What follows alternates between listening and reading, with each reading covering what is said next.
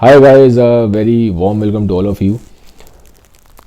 मैं आपके साथ डिस्कशन कर रहा हूँ लियो टॉल्स्टॉय की एना कैरेनिना का। ऑलरेडी बहुत सारे वीडियोस बनाए दिए हैं मैंने, आई थिंक 13-14 वीडियोस बना दिए। तो पुराने वीडियोस अगर आपने नहीं देखे तो क्योंकि ये पूरी सीरीज़ है तो आप पहले पुराने वीडियोस देखिए, तभी ये कहानी को आप समझ पाएंगे ठीक से। बीच में से देखेंगे तो कहानी समझ में नहीं आएगी। लास्ट वीडियो में हमने देखा था कि जैसे कि एक हॉर्स रेस थी और उस हॉर्स रेस में व्रोंस्की ने पार्टिसिपेट किया है।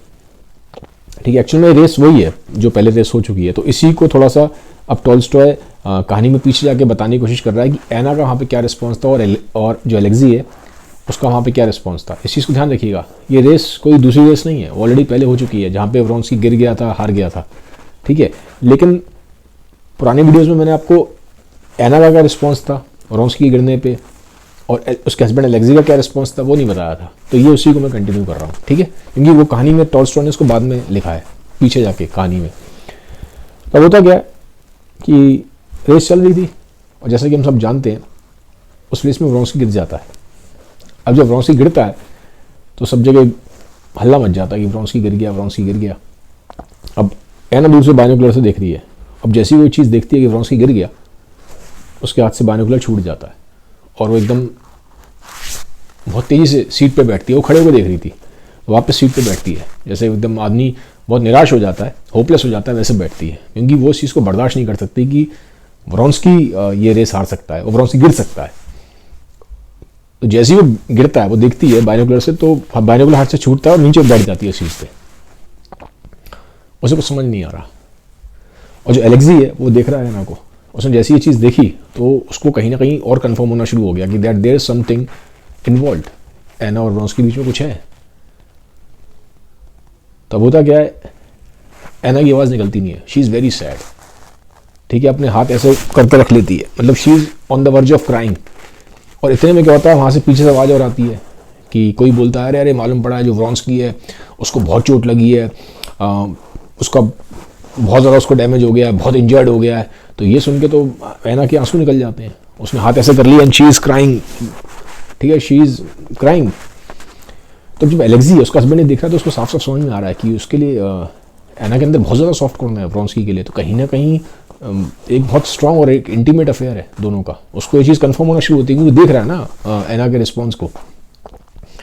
खैर, जब देखता है इस चीज़ को तो वो फटाफट वहाँ पहुँचता है एना के पास और बोलता है एना को, एना यू नीड माई हेल्प, मैं तुम्हें घर छोड़ देता हूँ, आई थिंक यू नॉट वेल। ठीक है, तो वहाँ पे हर जगह इसी चीज़ पे आसपास जो शोर मचा हुआ है यही मचा हुआ है कि जो घोड़ा है, घोड़ा गिरा है और उसका जो बैठा हुआ था घोड़े पे घुड़सवार जो राइडर है वो भी गिर गया है और घोड़े की तो बैक टूट गई है और जो घुड़सवार है वो भी बहुत ज़्यादा इंजर्ड हो गया है और काफ़ी सीरियसली इंजर्ड है। तो एना का रोना और तेज़ हो जाता है जैसे वो ये चीज़ बार बार कंटिन्यूसली सुन रही है। शी स्टार्ट्स क्राइंग मोर। ठीक है, शी इज सॉबिंग, मतलब वो समझ नहीं पा रही हो क्या रहा है। उसने हाथ ऐसे कवर कर रखे हैं, she is crying continuously. Husband वहाँ खड़ा है, वो देख रहा है, चुप करा रहा है, उसको समझाने की कोशिश कर रहा है, बट उसको कुछ समझ में नहीं आ रहा। She is lost all control, अपना पूरा कंट्रोल खो चुकी है। इतने वहाँ से एक चीज़ मालूम पड़ती है कि रेस तो वो जीत गया, दूसरा घोड़ा मालूम पड़ जाता है जो मकोटिन का जो घोड़ा था ग्लैडिएटर वो जीत जाता है। तो मकोटिन वॉज द विनर, ये डिक्लेयर हो जाता है, जैसा मैंने आपको पुरानी वीडियो में बता दिया था पिछले, अगर आप वीडियोस देख के आ रहे हैं। बट ये चीज़ भी साथ साथ क्लियर हो जाती है कि व्रोंस्की को चोट नहीं लगी है। फिर ये बाद में मालूम पड़ता है कि व्रोंस्की इज सेफ, मतलब फॉर्चुनेटली राइडर को कुछ नहीं हुआ, जो चोट लगी है वो घोड़े को लगी है। तो थोड़ा सा उसको राहत मिलती है जब वो ये बात सुनती है, थोड़ा सा उसको राहत मिलती है जो एना है। ठीक है, तो अपने हाथ को नीचे करती है और उसको देखती है एलेक्सी वहाँ पे खड़ा हुआ है, but still she is extremely worried, she is very sad that Vronsky has lost the match, हार गया व्रोंस्की। तो उसको खुद बर्दाश्त नहीं हो रहा क्योंकि प्यार करती थी उससे, और जब प्यार करती थी तो वो व्रोंस्की की हार जीत को अपनी हार जीत मानती थी। तो व्रोंस्की की हार उसकी हार थी, तो she was unable to take it. ठीक है, शायद जितना दुख व्रोंस्की को था हारने का, जैसा कि मैंने आपको लास्ट वीडियो में बताया था, सिमिलर इंटेंसिटी का जो दुख है वो उसको एना को भी होता है। और जो एलेक्सी, आप सोचो वो वहाँ पे खड़ा हुआ है, वो देख रहा है इस चीज़ को, और वो कम से कम 2 से 3 बार ही gives his hand to Anna, वो अपना हाथ देता है एना को और कहता है कि चलो, आई थिंक तुम्हें मेरी हेल्प की ज़रूरत है, अब हम घर चलते हैं। क्योंकि उस देखता है कि इमोशनली काफ़ी इस टाइम पे वो सैड है, शी इज़ ड्रेन्ड, उदास है, तो उसकी हेल्प करने की कोशिश करता है, उसको हाथ देता है और कहता है चलो ऐना घर चलते हैं। तो फाइनली जब 3-4 बार वो ऐसे कर लेता है, हेल्प के लिए उससे पूछता है, तो ऐना उसको ऐसा अपना हाथ देती है, वो उसका हाथ अपने हाथों में लेता है और फिर उसको स्टेडियम से बाहर लेके जाता है।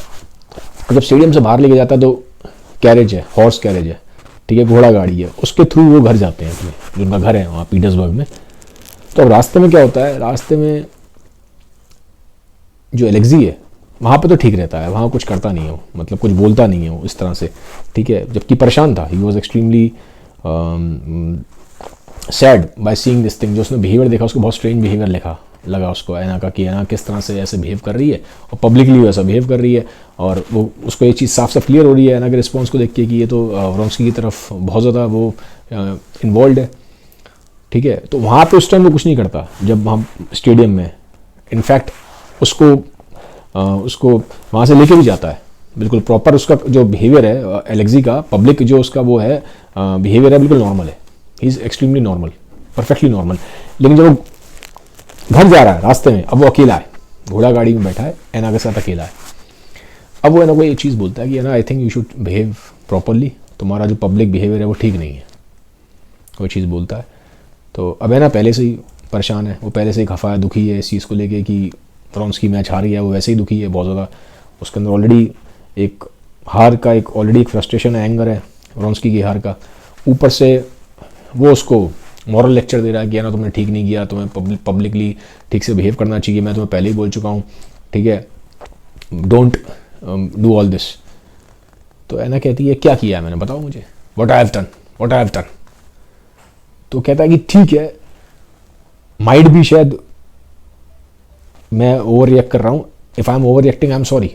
तो व्रोंस्की क्या होता है, ओ सॉरी, जो एलेक्सी है उसको अभी डाउट है, उसके पास कोई एविडेंस नहीं है कि ऐना और व्रोंस्की का अफेयर चल रहा है, उसके पास कोई एविडेंस नहीं है, सिर्फ वो स्पेकुलेशन चल रहा है, सिर्फ गेस वर्क पे चल रहा है, अंदाजे लगा रहा है बैठा बैठा कि ऐसा है ऐसा है ऐसा, जो उसने देखा वहाँ स्टेडियम में उसके बेसिस पे उसने अंदाजा लगा लिया, कंक्लूजन पहुंच गया, बट उसके पास एविडेंस नहीं है। लेकिन जब ऐना उसको बोलती है कि मैंने क्या गलत किया है, व्हाट आई हैव डन, तुम मेरे को हमेशा क्यों ऐसे कहते रहते हो, ठीक है, कि पब्लिक में अपना वो ठीक रखो, बिहेवियर ठीक रखो, कहना क्या चाहते हो, बताओ मुझे क्या कहना चाहते हो, वो बोलती है ना उसको। तो अब उसको लगता है कहीं ना कहीं शायद वो ओवर रिएक्ट कर रहा है, उसको ये चीज़ महसूस होती है कि शायद ऐसा कुछ है नहीं, वो ओवर थिंक कर रहा है, उसको ये चीज़ लगता है ऐना के रिस्पॉन्स को देख के। तो कहता है अच्छा आई एम सॉरी, ठीक है, आई एम सॉरी, मेरे से शायद गलती हो गई, मैं ओवर रिएक्ट कर गया, आई थिंक आप लोग शायद नॉर्मल एक दूसरे को जानते हो या फ्रेंड्स हो, मैंने शायद चीज़ों को ओवर थिंक कर लिया है, so I am sorry for it. अब इतने में क्या होता है कि जो ऐना है, ठीक है, वहाँ पे दिखाया गया कि जो कैरेज में वो एक जगह साइड में बैठी है, ठीक है, एकदम से शी स्टार्ट्स क्राइंग, और फिर वो बोलती है उसको, एलेक्सी को, क्योंकि अब एलेक्सी ने उसको एक तरह से बोला था, बहुत ज़्यादा सुना दिया था कि ऐसे रहो, ठीक से बिहेव करो, ये करो वो करो। तो वो kind of she again starts crying, emotionally वो थोड़ा ब्रेक डाउन होती है। तो उसको फिर काफ़ी ख़राब लगता है एलेक्सी को कि शायद मेरी वजह से मेरी वाइफ रो रही है, मैंने उसको ज़्यादा उल्टा सीधा कुछ बोल दिया, मैंने कुछ ओवर रिएक्ट कर दिया, ऐसा कुछ है ही नहीं। उसको लगता है यार मैं तो गलत हूँ, I think I am over reacting, ऐसा हम दोनों के बीच में कुछ नहीं है। तो कहता है अच्छा I am sorry, I overreacted, मैंने ओवर थिंक कर लिया, I am sorry for my behaviour, Alexei बोलता है उसको ऐना को।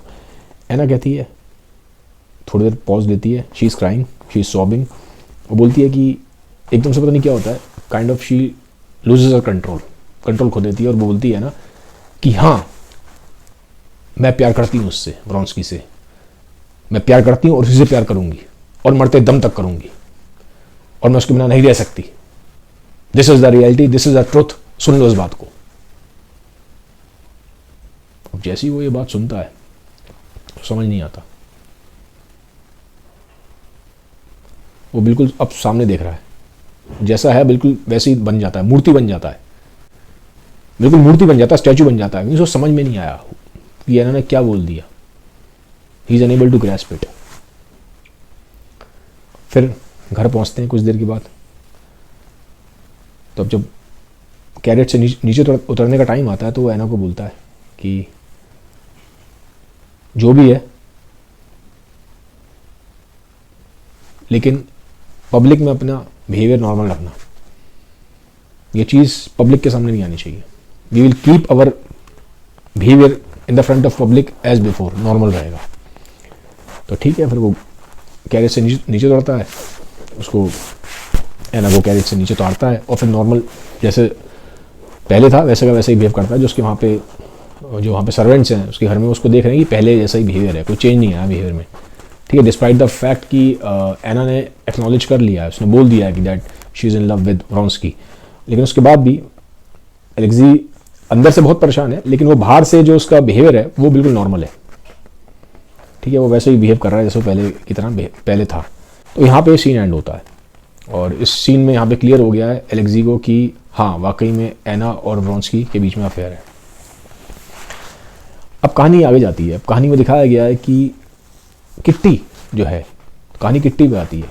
किट्टी वही है जिसको लेविन ने प्रपोज किया था शादी के लिए और उसने उसको मना कर दिया था। किट्टी खुद व्रोंस्की के प्यार में थी, लेकिन व्रोंस्की ने किट्टी को छोड़ के वो एना की तरफ फॉल कर गया, अगर आपको याद हो पीछे। ठीक है, तो अब किट्टी पे कहानी आ जाती है। अब किट्टी का क्या है, किट्टी की मैंने आपको बताया तबीयत काफ़ी ख़राब चल रही थी। उसकी जो फिज़िकल हेल्थ है वो ठीक नहीं रहती, काफ़ी ख़राब रहती है, काफ़ी वो परेशान है, शी इज़ वेरी सैड और उसका किसी भी चीज़ में इंटरेस्ट नहीं होता, सब चीज़ों से इंटरेस्ट हट जाता है। बट एक दिन क्या होता है, वो किसी एक काइंड ऑफ पार्टी में जाती है। तो वहाँ पे ना उस पार्टी में उसको एक लड़की मिलती है और इस लड़की का नाम था वेरेनका। तो जब वेरेनका को देखती है तो उसकी एनर्जी से बहुत अट्रैक्ट होती है। जो उसका एक आउटर अपीयरेंस है, एक जो उसके अंदर एक कामनेस है, जो उसके अंदर एक उसको शांति से दिखाई देती है, तो वो चीज़ उसको बहुत अट्रैक्ट करती है। वो सोचती है कि यार ये जो लड़की है वेरेनका, ये इतनी शांत कैसे है, इतनी काम कैसे है, इतनी कंपोस्ट कैसे है। तो वो एक स्ट्रेंज सा अट्रैक्शन महसूस करती है वेरेनका की तरफ।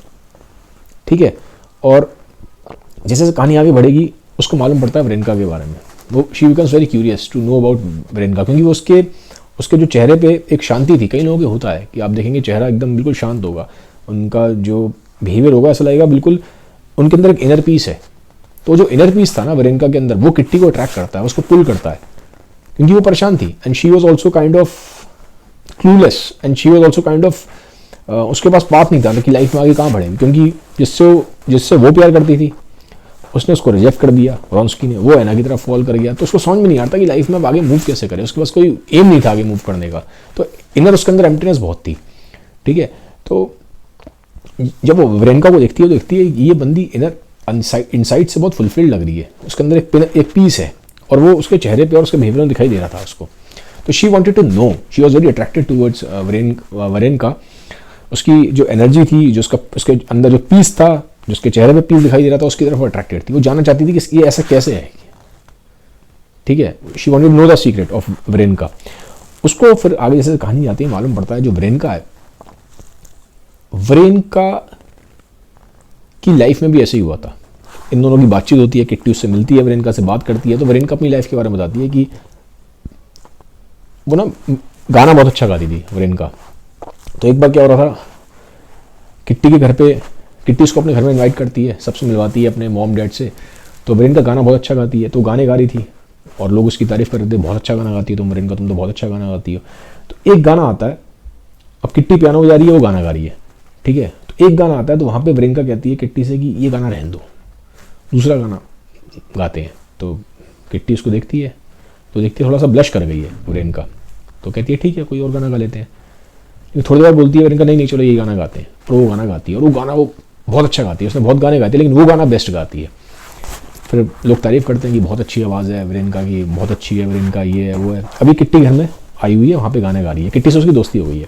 तो ये सब जब हो जाता है गाना वगैरह, तो बाद में किट्टी और वेरेनका ना गार्डन में घूमने जाते हैं। तो किट्टी वहाँ पे वेरेनका से पूछती है कि वो जो गाना था जिसको तुमने बोला था कि इस गाने को हम छोड़ देते हैं, कोई और गाना गाते हैं, और फिर तुमने बाद में वो गाना गाया और वो गाना तुमने बेस्ट गाया, इस गाने से तुम्हारी कोई ऐसा लगता है बहुत मेमोरी कनेक्टेड है और बहुत कोई स्ट्रॉन्ग मेमोरी कनेक्टेड है।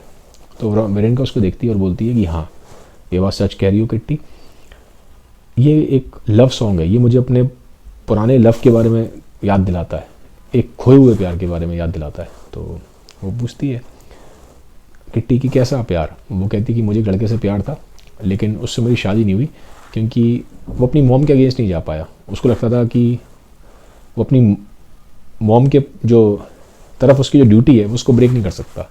प्यार वो मेरे से करता था, बट वो मॉम के की तरफ जो उसकी ड्यूटी थी वो ज़्यादा बड़ी थी, तो मॉम को छोड़ के मेरे पास नहीं आ पाया, तो हमारी जो शादी थी वो नहीं हो पाई। तो वो कहती है लेकिन हमारे बीच में प्यार था, और जब वो मेरे साथ रिलेशन में था तो उस टाइम पे ये सॉन्ग मैं गाती थी, तो इसलिए इस सॉन्ग से वो मेरी मेमोरी कनेक्टेड है। ठीक है, तो इस तरह की बात होती है। तो किट्टी कहती तुम्हें कैसे पता कि सच में वो वही रीज़न था कि अपनी मॉम की वजह से ही उसने तुमसे शादी करने से मना कर दिया, हो सकता है वो झूठ बोल रहा हो। तो कहती है अगर वो झूठ बोल रहा था तो फिर मुझे कोई रिग्रेट नहीं होना चाहिए, फिर तो वो प्यार करता ही नहीं था। तो अब किट्टी थोड़ा सा उदास हो जाती है, तो रोज की वो बोलती है वेरेनिका कि शायद मुझे ऐसा लगता है कि लगभग हर लड़की की लाइफ में फेज़ आता है, but I think we need to, हमें उसके अब बियॉन्ड जाना चाहिए। तो किट्टी पूछती है उसको कि मैं यही जानना चाहती हूँ कि तुमने, ठीक है तुम्हारी लाइफ में एक हार्ट ब्रेक हुआ है, इस तरह से तुमने बताया मुझे, पर फिर भी तुम्हारे अंदर इनर पीस है, तुम्हारे अंदर मैं शांति देखती हूँ। शांति की तुम्हारे अंदर वो क्या है? और यही रीज़न था कि मैं तुमसे दोस्ती भी की, because I was very much attracted towards the inner peace which you have. तुम्हारे अंदर जो इनर पीस है, वो अंदर जो शांति है वो कहाँ से आती है मुझे बताओ, क्योंकि मुझे ऐसा लगता है कि मेरे अंदर अशांति बहुत है अब। लगभग सेम इंसिडेंट मेरे साथ भी हुआ है। तो किट्टी अपना बताती है कैसे वो व्रोंस्की को लाइक करती थी, लेकिन व्रोंस्की ने उसको एना के लिए छोड़ दिया, ये है वो है। तो कहती है मेरे अंदर बहुत एंगर है और बहुत बिटरनेस है व्रोंस्की को लेके।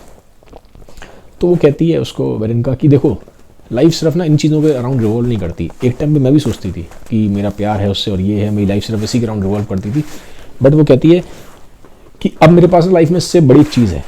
तो वो पूछती है किट्टी क्या है? तो बताती कि मेरे पास लाइफ में है स्पिरिचुअलिटी। तो कहती है स्पिरिचुअलिटी से क्या मतलब है? किट्टी पूछती है। वो कहती है मेरा मतलब स्पिरिचुअलिटी से कि मेरे पास लाइफ में अपने से बड़ा गोल है, मेरे पास एक लाइफ में एम है जो मेरे से बड़ा है। पहले मैं सिर्फ अपने में ही थी कि मैं, मेरा प्यार ये, but now I have a goal which is higher than myself, अपने से बढ़ के कोई। तो कहती है अच्छा क्या है वो गोल? तो कहती है मैं अब लोगों की हेल्प करती हूँ बिना ये सोचे कि मुझे बदले में क्या मिलेगा। Without expecting any thing in return I help everyone, जो भी मेरे पास आता है हेल्प के लिए मैं उसकी हेल्प करती हूँ। और मुझे अब इस चीज़ से कोई परवाह नहीं है कि वो सामने वाला मेरी हेल्प करेगा नहीं करेगा, मेरी कोई एक्सपेक्टेशंस नहीं है। तो वो कहती है तुम्हें सच में से इनर पीस मिला? कहती डेफिनेटली मिलता है, तुम इसको ट्राई करके देखो। तो यहाँ पे किट्टी के अंदर ना चेंज आता है, उसको समझ में आता है कि अब उसको थोड़ा सा दूसरों के लिए भी जीना पड़ेगा, दूसरों की हेल्प करनी पड़ेगी उसको मेनली, मतलब काइंड ऑफ एक ऐसी लाइफ जीनी पड़ेगी जहाँ पे वो दूसरों की को लव और केयर दे रही है, तभी वो अपने पर्सनल जो उसके वो हैं प्रॉब्लम्स हैं उनसे बाहर आ पाएगी। तो ये उसको आइडिया ठीक लगता है। तो यही सोच के वो एक फैमिली की हेल्प करने चली जाती है। ठीक है, लेकिन अब यहाँ पे एक चेंज आता है। होता क्या कि किट्टी एक फैमिली की हेल्प करने आ रही है, वहाँ पे एक बंदा है, उसकी तबीयत काफ़ी ख़राब है, काफ़ी बीमार रहता है वो। ठीक है, और ज़रूरत है वहाँ पे एक काइंड ऑफ नर्स की ज़रूरत है। तो वो जाके वहाँ पे, और कई लोगों की वो इस तरह से हेल्प करती थी जहाँ पे लोगों को ज़रूरत होती थी। ठीक है, जो थोड़ा बीमार हैं या जहाँ पर ज़रूरत है, तो उसने वो चीज़ें लोगों की हेल्प करना स्टार्ट किया। अब लेकिन एक जगह क्या होता है कि एक वो बंदे की हेल्प करने जाती है, पेट्रोनोफ करके एक फैमिली है, पेट्रोनोफ फैमिली। तो वहाँ पे उसकी वाइफ से कुछ कॉन्फ्लिक्ट हो जाता है। उसका वाइफ से कॉन्फ्लिक्ट क्यों होता है? क्योंकि उसकी वाइफ को ऐसा लगता है कि ये जो उसके हस्बैंड बीमार था उसकी हेल्प करने आ रही है, तो उसकी वाइफ को लगता है कि कहीं किट्टी और उसके हस्बैंड के बीच में रोमांटिक फीलिंग तो डेवलप नहीं हो रही, जबकि ऐसा कुछ था नहीं, ऐसा कुछ था नहीं। ठीक है, किट्टी की साइड से तो एटलीस्ट नहीं था, किट्टी की साइड से ऐसा कुछ भी नहीं था। किट्टी वॉज एक्सट्रीमली इनोसेंट, वो सच में उसकी हेल्प करने ही गई थी बंदे की। ठीक है, लेकिन जो वाइफ है वो उसको मिसलीड कर जाती है and she becomes very bitter towards kitty. ठीक है, तो किट्टी को फिर ये चीज़ मालूम पड़ती है, बाद में उसको एहसास होता है कि यार जो उसकी वाइफ है उससे ठीक से ट्रीट नहीं कर रही है। ठीक है, कई दिनों से नॉर्मली उससे मिलने आती थी पर वो मिलने भी नहीं आती, तो उसको समझ में आता है कहीं ना कहीं जो ह्यूमन नेचर है वो काफ़ी कॉम्प्लेक्स है।